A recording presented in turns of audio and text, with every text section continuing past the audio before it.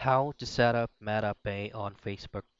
First things first is access your Facebook account and then head over to directly to your profile. Now once you're on your profile, you'll just have to scroll all the way down and head to the orders and payments. Now from here, all you have to do is just simply go to payment methods and just simply add a payment method. Now you'll be having two options here, either adding your PayPal or your credit or debit card. Now you'll just have to follow all through those processes for you to be able to successfully add a MetaPay on Facebook and then just fully set up your payment methods first, after or before you will get paid.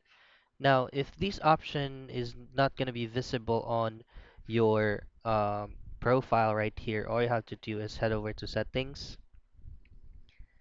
and then go to payments under the Meta box. Now, same thing, go to MetaPay and then add a payment method, either a PayPal or a credit or a debit card.